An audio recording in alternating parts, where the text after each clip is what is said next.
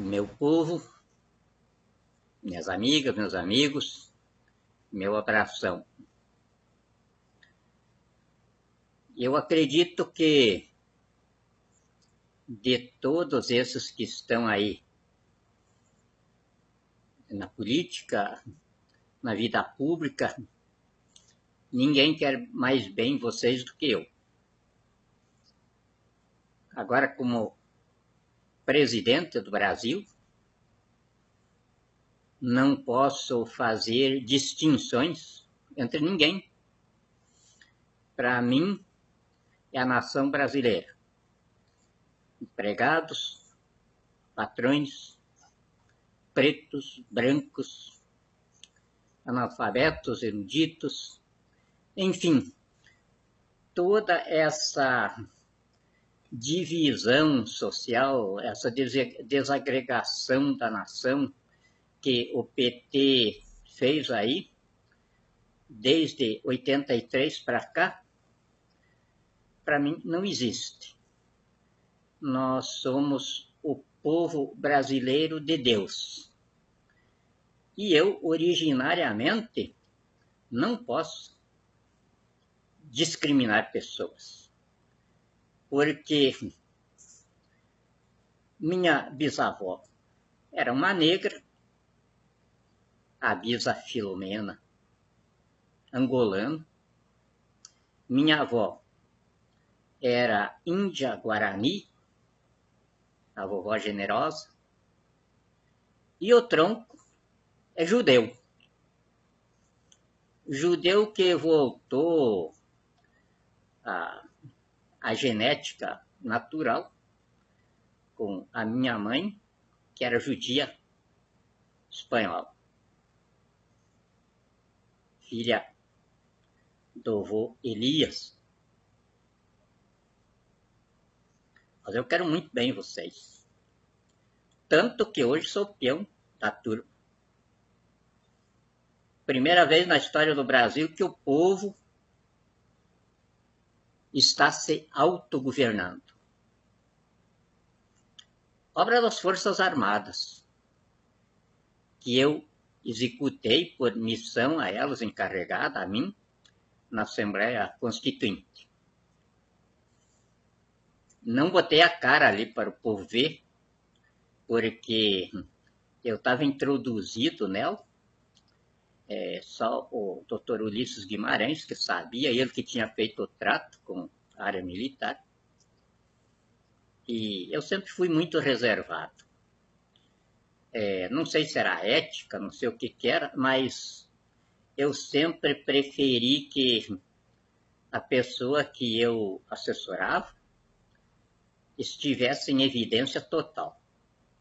Assim também foi durante o tempo em que servi na assessoria de inteligência privativa do Gabinete da Presidência da República.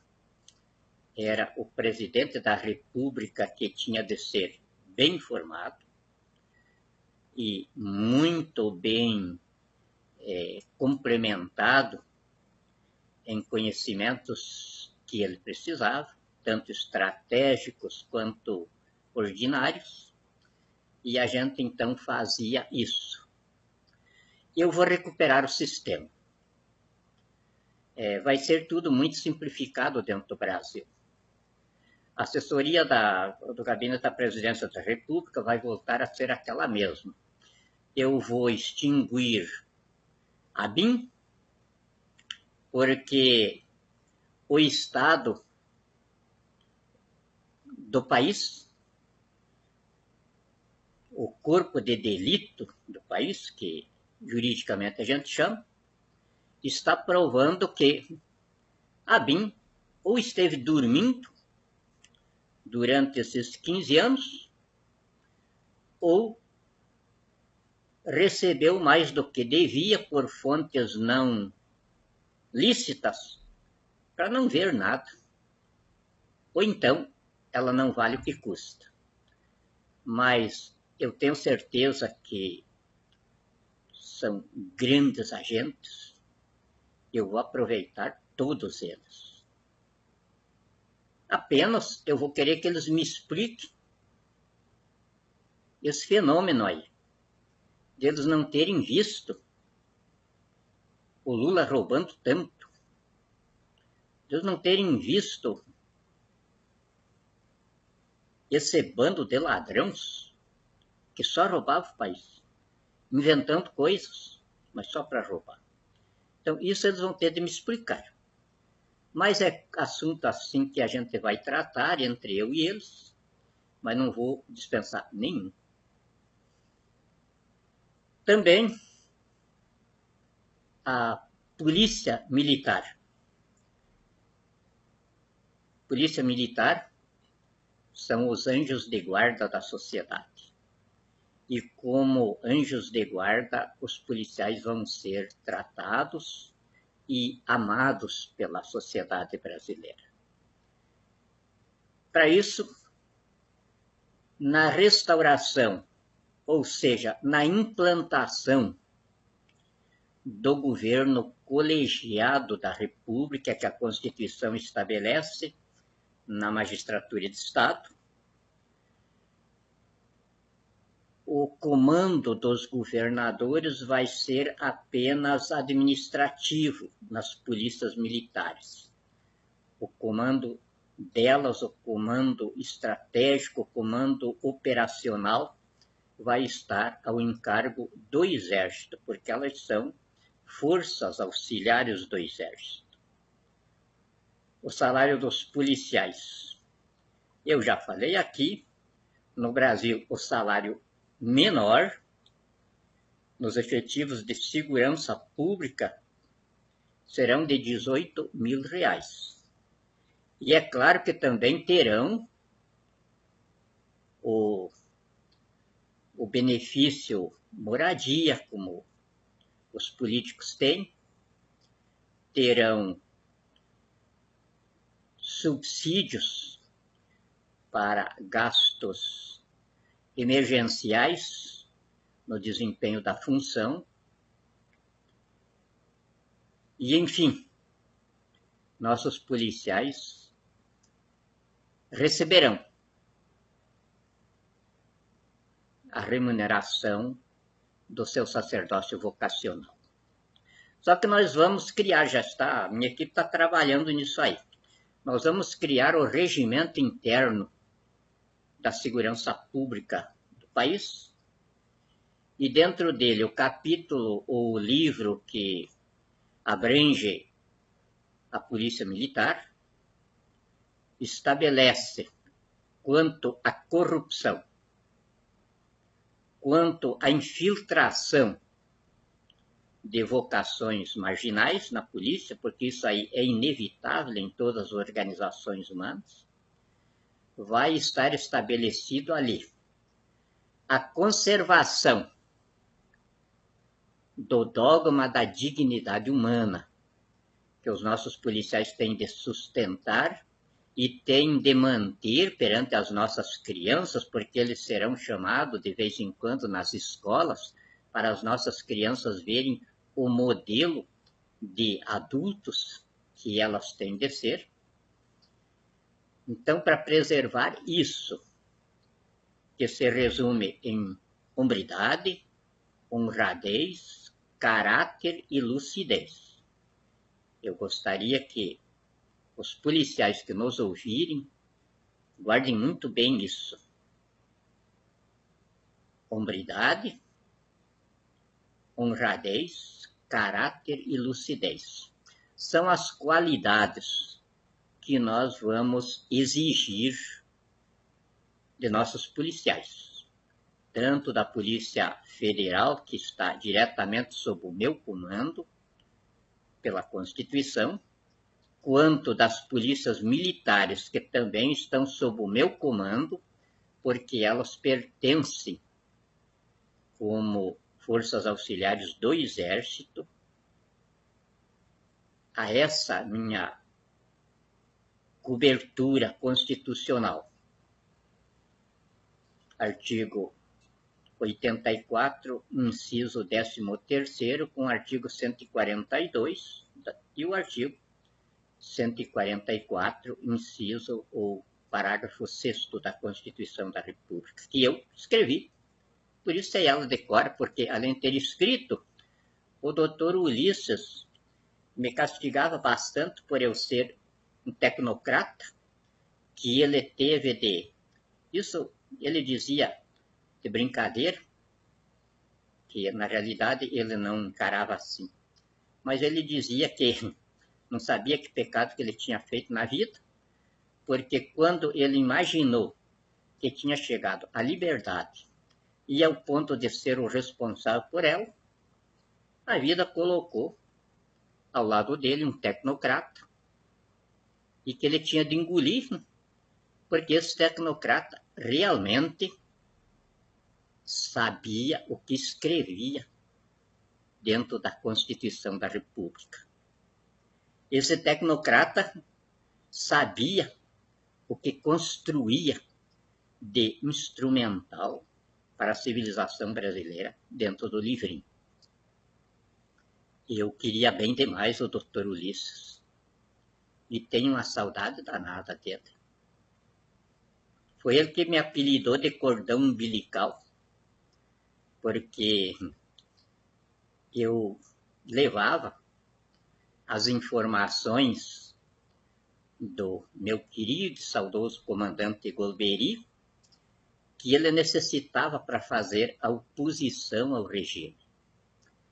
Ele achava que eu fazia o papel de agente duplo, mas não era.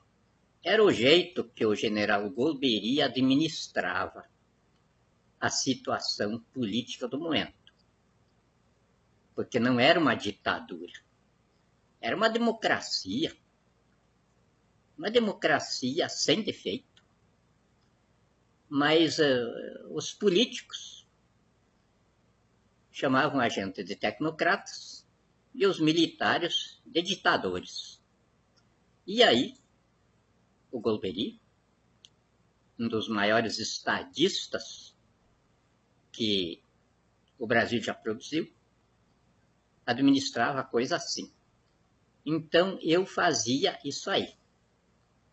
O general Golbery passava para mim o que acontecia lá nas profundezas do regime, para mim contar para o doutor Ulisses.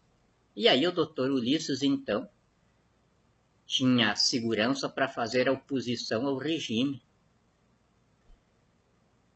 Enfim, algumas coisinhas assim que eu largo, porque daqui uns dias eu vou começar a construção do obelisco, que foi a única reivindicação que eu fiz quando comecei o patrocínio da intervenção.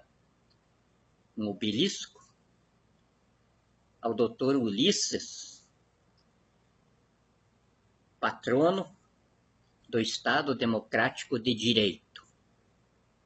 E agora estou incluindo nele aos brasileiros e brasileiros que se irmanaram comigo já há bastantes anos no patrocínio da intervenção, como patronessas e patronos da democracia brasileira, que eu entendo que estamos começando ela, ou seja, reempreendendo ela agora, depois de a termos começado em 1964.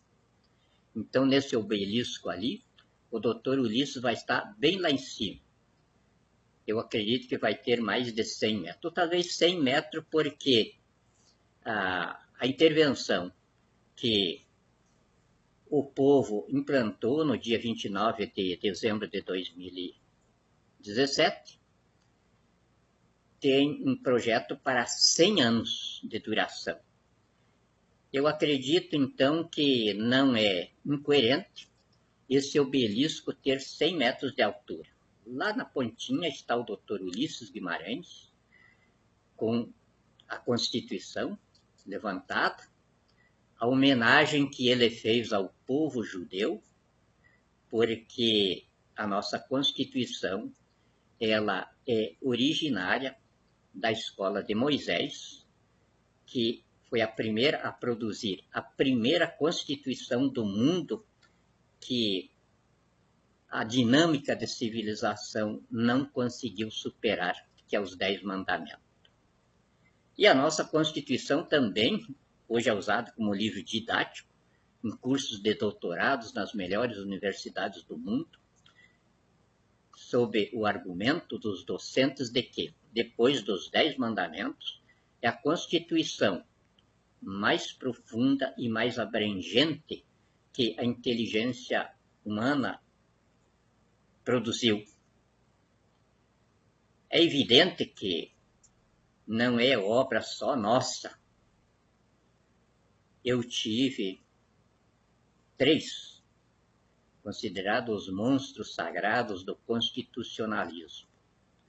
Que constitucionalismo não tem nada a ver com direito constitucional. O direito constitucional é a especulação pedagógica do texto constitucional. Para haver direito constitucional é preciso primeiro que haja uma Constituição. Para haver uma Constituição é preciso que haja o poder constituinte. Para haver o poder constituinte é preciso que existam 3 elementos materiais, palpáveis, concretos, que é nação, território e a soberania. Esses 3 elementos somados formam o poder constituinte, que também é cidadania. Cidadania, poder constituinte, é a mesma coisa. Então, a civilização que nós começamos em 64, com as nossas forças armadas, e que agora as nossas forças armadas, do jeito que a Constituição as estabelece, como equipamento do povo, como equipamento de autodefesa da Constituição, estamos recolocando agora naquele mesmo canteiro de obras que foi começado naquela época. Agora tudo mais ampliado, porque hoje nós vivemos o tempo da humanidade ligada por satélites, ou seja, céu e terra, buscando um destino para a humanidade, que nós, nas escolas de inteligência, de estudos profundos, porque nós temos a obrigação de fazer o diagnóstico das civilizações para encontrar dentro dos corpos sociais, ou seja, nacionais, dos corpos políticos, as doenças, as anomalias, e depois então colocar os estadistas, mas principalmente as Forças Armadas, a Polícia Federal, onde está localizada a doença, onde está localizado o tumor, para então os serviços de informação e de repressão buscarem as comprovações procedimentais ou forenses. Então a gente tem de estar sempre estudando, porque a vida humana é dinâmica, a inteligência do homem é ilimitada, e é com este convencimento que nós, que escolhemos essa profissão, temos de viver entranhados nela, e o que significa ciência, cultura e exercício intelectual somados e constantes. A gente não foi feito para ser chefe de Estado. Somos máquinas para ser operada pelos chefes de Estado, pelas Forças Armadas. Mas ocorreu aqui no Brasil da situação histórica nossa, resultar com o povo emergido da tragédia que criou e ter de assumir o poder diretamente, como a Constituição estabelecia. E ao assumir o poder diretamente, não havia como os 144 milhões de constituintes caber dentro do Palácio do Planalto.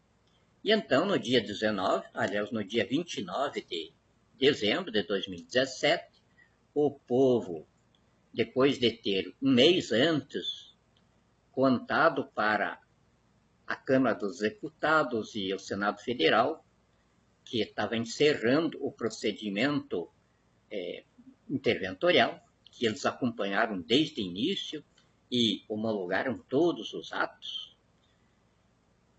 que naquele dia o povo ia se reunir em reunião constituinte para tomar posse do governo da República. Depois aí, 10 dias antes disso, o povo pediu para o Senado, para o Congresso Nacional, auditório do Congresso, para realizar esse ato. E, para ficar bonito no retrato, para a história, ali dentro, me instituir, ou instituir qualquer dos cidadãos ali, a interventoria constituinte interina da República. Aí, fui eu mesmo que apresentei isso ao bandido, terrorista, apátrida,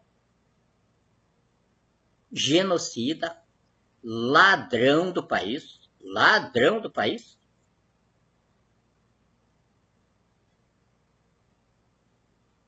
presidente do Senado Federal, Eunício de Oliveira, o larápio, que além de tudo isso ainda é um covarde da pior espécie. Fugiu sem dizer nada na invocação que eu apresentei. E aí, a guarda do Senado Federal não tinha ficado com nenhuma informação a respeito e eu não tinha nenhuma razão para afrontar os meninos ali, que não tem nada a ver com isso. O serviço policial do Senado, da Câmara, é um serviço santo, como qualquer outro serviço policial. Os policiais ali não têm envolvimento nenhum com o banditismo que tem lá dentro.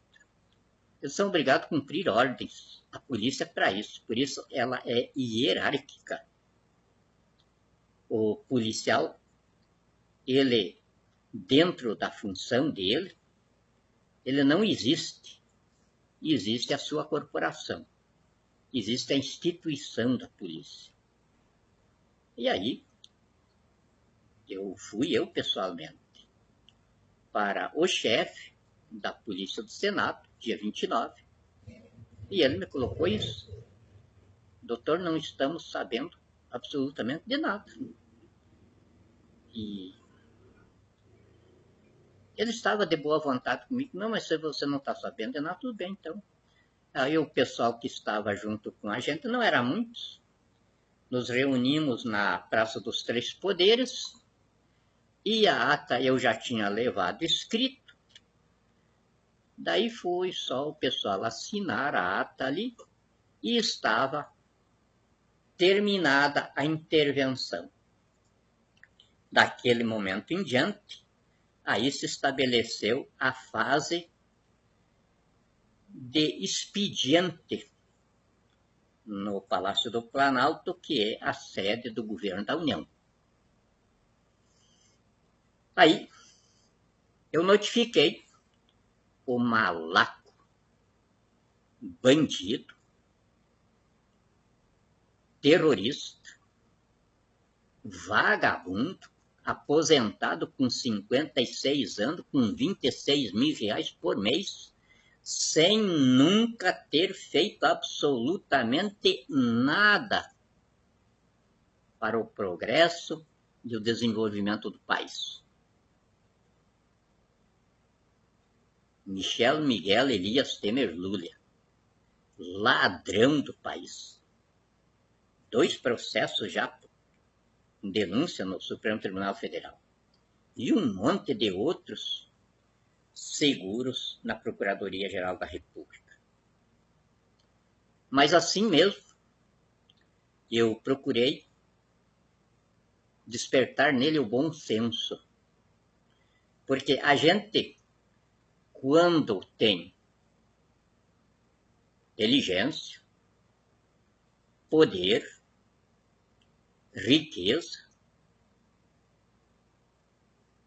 seria uma loucura ser valente.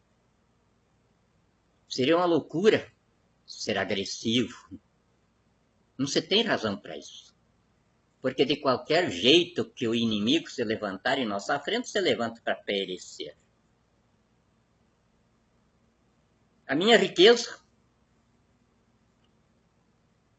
consta de 243 trilhões de dólares, que é o patrimônio que o Brasil ainda tem para empreender. Para empreender esse patrimônio, eu disponho de 4 trilhões e 700 bilhões de dólares. E para instalar o Brasil dentro do canteiro de obras para o empreendimento desse patrimônio, eu tenho na minha retaguarda 2/3 da força letal do planeta.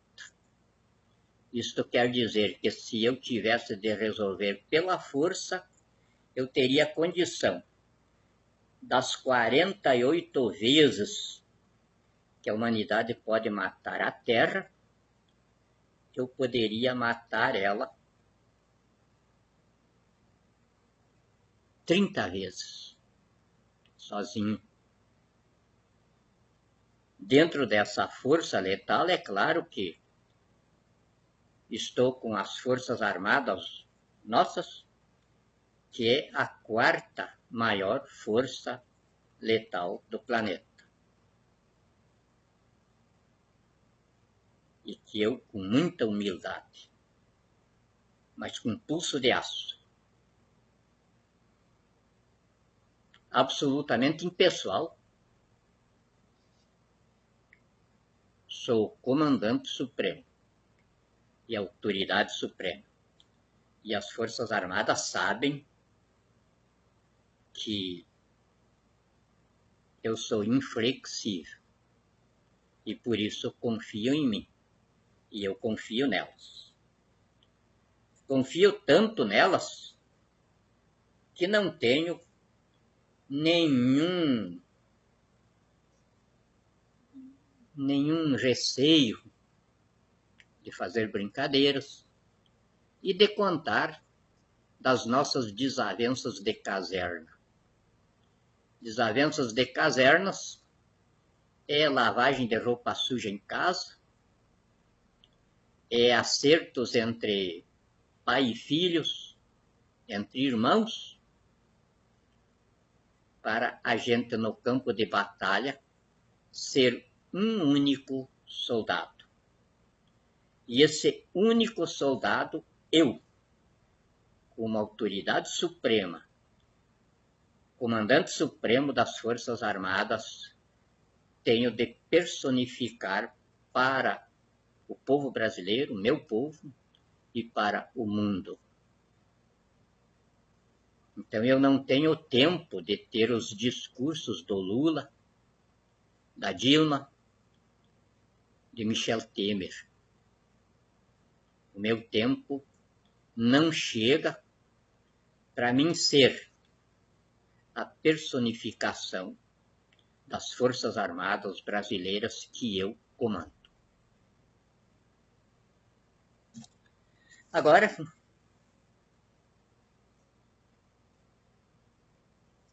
vocês estão vendo a campanha do Lula? Campanha para presidente da República, campanha para um lugar próprio na cadeia. Afinal de contas, o que visa essa campanha do Lula? Ladrão, vagabundo, cafajeste ordinário da pior espécie. Não tem um pingo de vergonha na cara. Igualzinho aos 7 ministros do Supremo Tribunal Federal com os quais ele forma um único ente. Todos eles absolutamente iguais. Cafajestes, crápulas, ordinários. E isso eu digo, na legítima defesa moral, física, social, nacional e patriótica do meu povo, mas sobretudo como vítima, porque fui eu que escrevi, junto com Ulisses Guimarães e os demais, a Constituição que esses malacos, cafajestes, crápulas pisoteiam. Parece que treslocados ultimamente todos os dias. Mas eu não nasci para ser um covarde. E por isso já os notifiquei e já pedi que a Procuradoria-Geral da República peça o enquadramento penal deles, porque a Constituição que eu ajudei a escrever estabelece que o Supremo Tribunal Federal é o tribunal próprio para processar os seus próprios membros.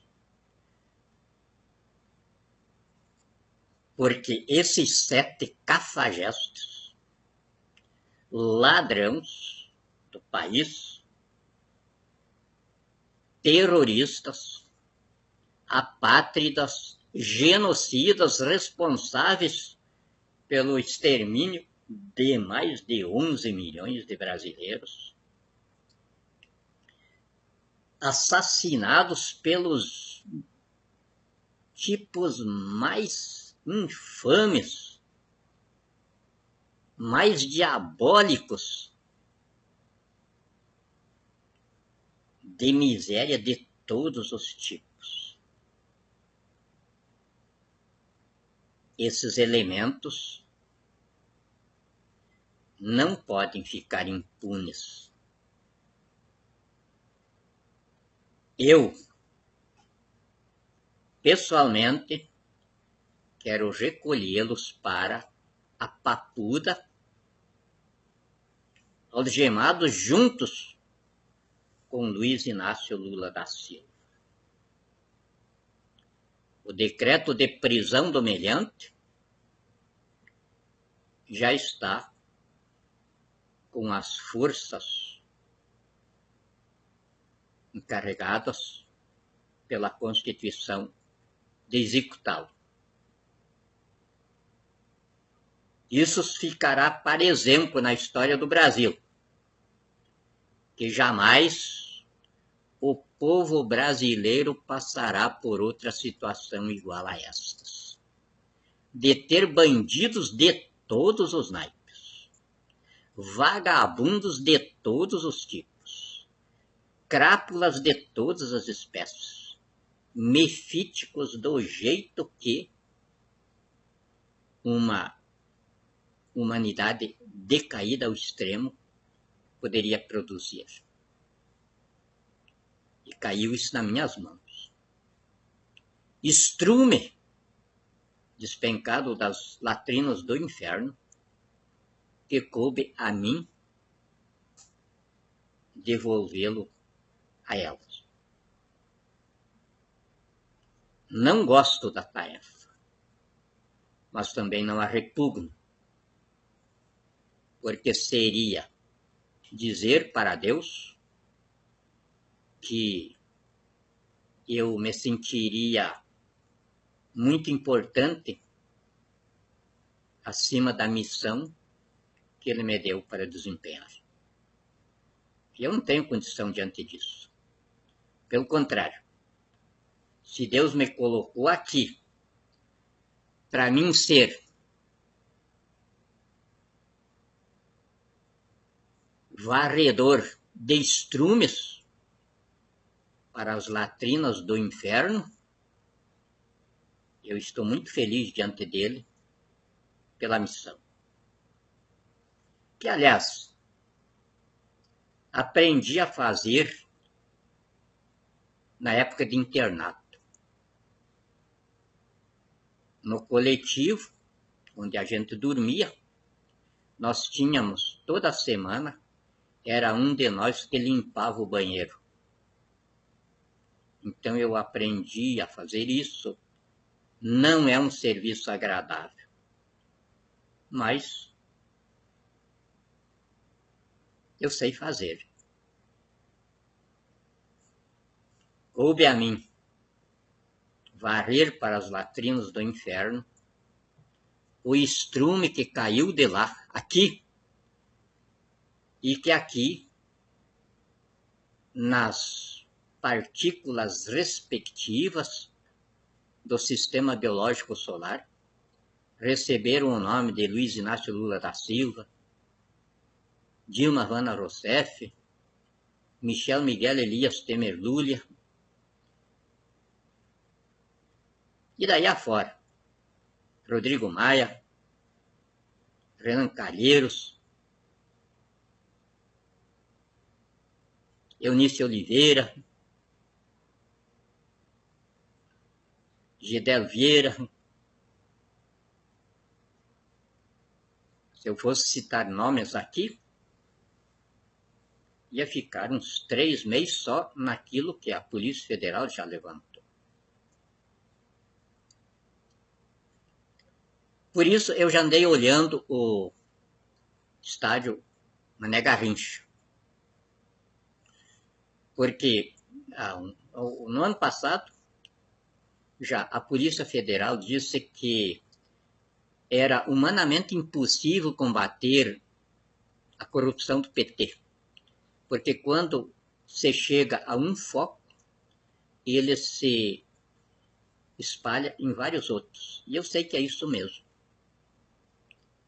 Então dá para ver a quantia de gente que eu vou meter na cadeia. Falei isso ontem na Superintendência da Polícia Federal, advertindo eles. Quero bem demais vocês, mas quero bem mesmo. A Polícia Federal eu quero bem desde a década de 70, na fronteira de Foz do Iguaçu, quando a Polícia Federal me ajudava ao extremo no desempenho das minhas funções. Aprendi a admirar os nossos delegados, os nossos superintendentes, os nossos agentes, mas não são imaculados. Não é uma instituição santa. Não existe nada santo na face da terra. Tem ali dentro pessoinhas que eu vou ter de botar na cadeia. E eu disse isso para eles. Não tenham consideração comigo por simpatia. Me olhem como um estrangeiro que não tem apegos de nenhum tipo por aqui. Estou de passagem. Como o meu primo Jesus sempre dizia. Eu não estou definitivo aqui, eu estou passando. E ele, como veio para falar de paz, era equipado com a vida. A vida é a paz. Eu estou aqui para falar de amor. Então eu estou equipado com a morte. Porque é da morte que nasce a vida. E a vida se gera pelo amor. E eu vim para tratar disso. No trato disso, eu estou no desempenho desta encrenca desde 69, quando o saudoso general Golbery Couto Silva me chamou para mim ajudá-lo a montar uma equipe assessorativa da Presidência da República. E eu não disse que aceitava, nem ele disse que me recebia, mas até hoje estou sob o comando dele. Porque nós que vivemos os dois lados da vida, tanto este aqui, quando estamos no invólucro biológico, quanto o outro quando estamos fora dele, porque hoje a gente pode falar sem receio nisso aí. E a ciência já pesou o espírito, todos eles pesam 7 gramas. E a ciência já individualizou os espíritos, só que todos são azulzinho claro. Essa intriga durou até que a ciência descobriu o neutrino. É um universo que não ocupa espaço. E não se sabe se esse universo existe dentro do universo nuclear, ou se o universo nuclear existe dentro dele. Mas quando o invólucro biológico aqui não resiste mais o tempo físico, a fórmula física que produz isso aqui se deteriora com o tempo, o espírito sai da coisa, e o espírito é imortal. Então, ele toma o estado físico dele de neutrino. E o neutrino é uma partícula azulzinha clara. E aí, então, resultou esclarecida a questão. Todos nós, fora do invólucro biológico, nós somos todos azulzinhos claros e todos nós pesamos 7 gramas. Existem 3 grandes laboratórios de ciência no mundo que já há vários anos estão dedicados agora a produzir um gravador que consiga decodificar a comunicação dos espíritos. Porque já tem aparelho que consegue ouvi-los, consegue gravar, mas a gente não consegue decifrar. Então, os espíritos, para se comunicarem no estado físico anterior deles, aí eles usam os médiuns. Eles não tomam o corpo do médium, mas apenas o médium entra em um estado de sintonia espiritual tão profunda que o espírito, sem tirar, sem desalojar o espírito natural da pessoa, ele usa o mecanismo vocálico dela para se comunicar. A ciência, por vários tempos, tentou um mecanismo desses, mas era impossível, não deu certo.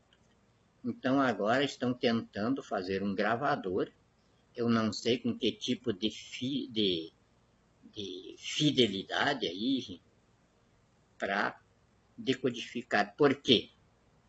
A dificuldade é que tudo na espiritualidade, se locomove à velocidade do nosso pensamento.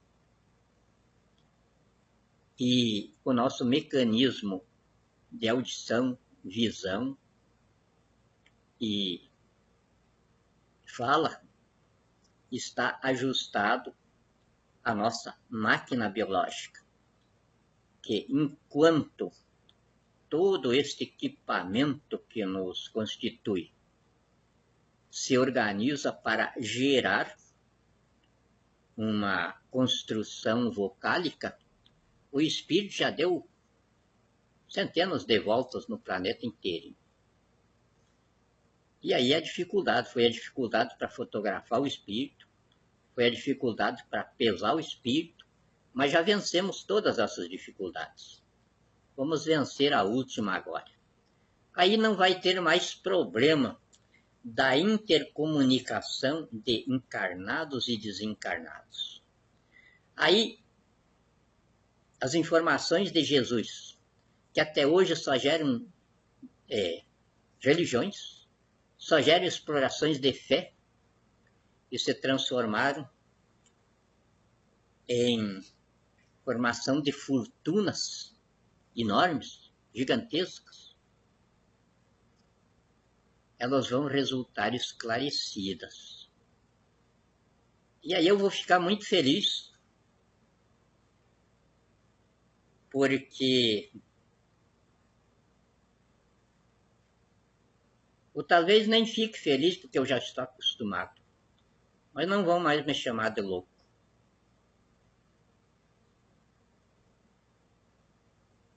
E por isso, a gente tem muito o que poderia prosear nesse campo, mas estamos limitados pelo cuidado com o que vocês acreditam, com o que vocês têm por finalização de intelecto e com o que vocês têm por Deus. É dentro dessa concepção que eu digo: Deus está no comando. As Forças Armadas estão atrás e a nação está na retaguarda. E eu agora sou o peão nessa enrolada aí, como comandante supremo e autoridade suprema das Forças Armadas. Peito de aço, pulso de ferro e sensibilidade de diamante. Então, eu acredito que todos viram, sou osso duro de gelo. Por isso, sou o interventor constituinte interino da República, sem pressa de botar o Temer na cadeia, porque é evidente que ele está me prestando serviços que eu tenho de realizar antes de começar a despachar no Palácio do Planalto. Mas estou colocando as manguinhas de fora já agora, para que vocês não se espantem do meu jeito de construir a civilização brasileira que vai começar agora. Pela Constituição que as Forças Armadas produziram por missão a mim encarregada. Eu não pedi para ser o executor dela, mas a nação me colocou nisso. Então, agora, para encerrar, eu apenas quero lembrar: existe aí um movimento que chamam de intervencionistas, com manifestações para o dia 31 de março. Eu apenas quero esclarecer que a intervenção acabou no dia 29 de dezembro de 2017. Dali para cá, se instalou a reintegração da instituição da Presidência da República à União. É outra coisa. Quem estiver interessado em recuperar a pátria das mãos da bandidagem que estão aí, então tem de fazer movimentos aí de reintegração da instituição da Presidência da República à União. Porque fora disso, falar em intervenção é um levante contra mim. Porque a instituição da Presidência da República não está mais vaga. Estava a vaga do dia 1º de janeiro até do dia 1º de janeiro de 2015 até o dia 29 de dezembro de 2017. Dali para cá, o povo acabou com a vacância e aí não há mais razão para intervenção, não tem mais motivo para intervenção. Porque toda a reação da nação tem de ter um fato gerador, tem de ter uma causa material. E agora acabou isso. Agora nós estamos na fase de reintegração da instituição da Presidência da República à União. É outra coisa, não se confunde com intervenção. É como um processo judiciário que acabou na sentença do juiz, e daí a sentença é um processo de execução. Acabou a fase de conhecimento, a fase de discussões. É isso aí. Então, se tiver algum movimento com o nome de reintegração da instituição da Presidência da República à União, esse movimento é constitucional, é legítimo e necessário. E aí não precisam dizer que estão me dando apoio, porque eu, na investidura que tenho, sou obrigado a dizer: vos acolho e estou com as Forças Armadas que estão sob o meu comando, a proteção de vocês. A Polícia Federal, que está também sob a minha chefia, está à disposição de vocês.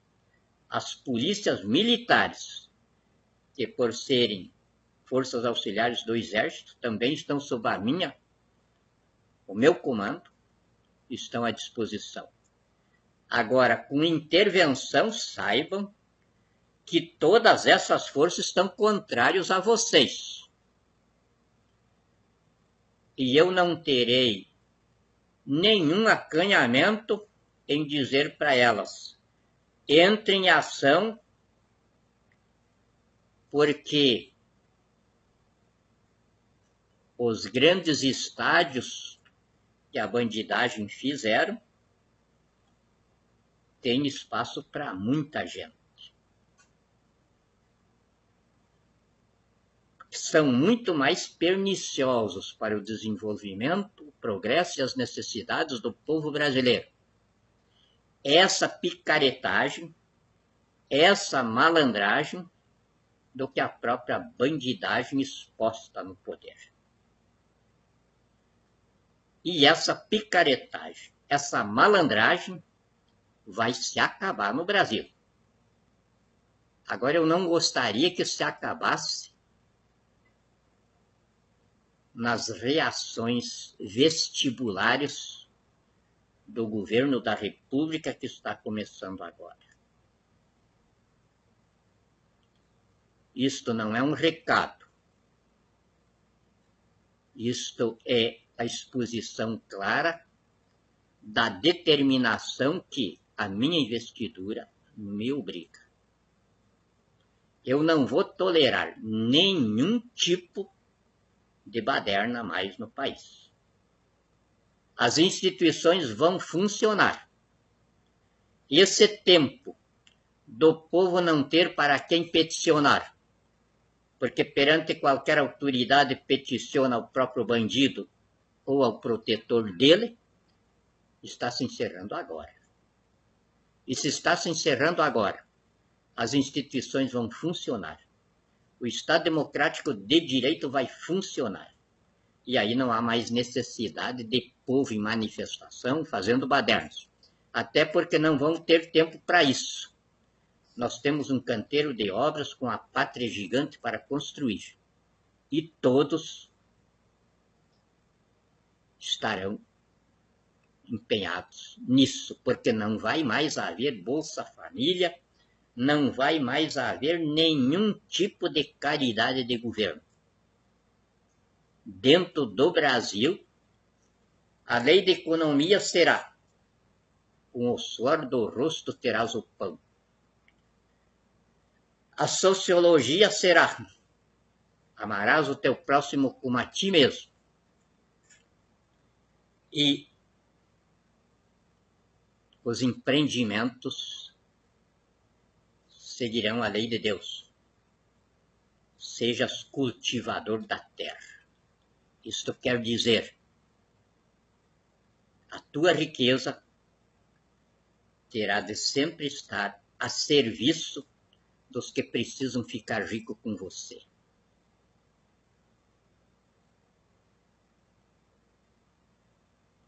Então, eu não vou tolerar badernas. A baderna é do Lula e do povo que ele organizou para isso. Pelegos de sindicato, toda essa malandragem que está aí, de vagabundos querendo viver do erário público. Cada brasileiro vai aprender a suar o rosto, não apenas para sobreviver, mas para ficar rico. Porque dentro da civilização brasileira, ser pobre será crime contra a humanidade. Como ser analfabeto será crime contra a humanidade. Como ser doente será crime contra a humanidade. Então nós não vamos ter mais saúde para pobre e para rico, mas o sistema de saúde do povo brasileiro.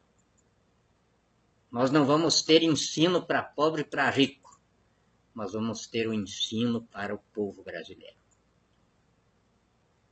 A igualdade social vai se acabar desse jeito. Não por baderna, não mais por banditismo. Comece então a me ver pelo que eu estou me apresentando. E esta apresentação guarde na cabeça. 7 ministros do Supremo Tribunal Federal que se expõem como verdadeiros malacos, agressores da nação, vocês vão ver na cadeia, junto com os bandidos que eles protegem. Porque, como disse o Conselho Nacional de Justiça, no veredicto proclamatório da ministra Eliana Calmon, são bandidos escondidos atrás da toga, vagabundos que se impõem pela intimidação na mercadejação de sentenças, que no habeas corpus do Lula dizem que há um valor envolvido de 50 milhões de reais.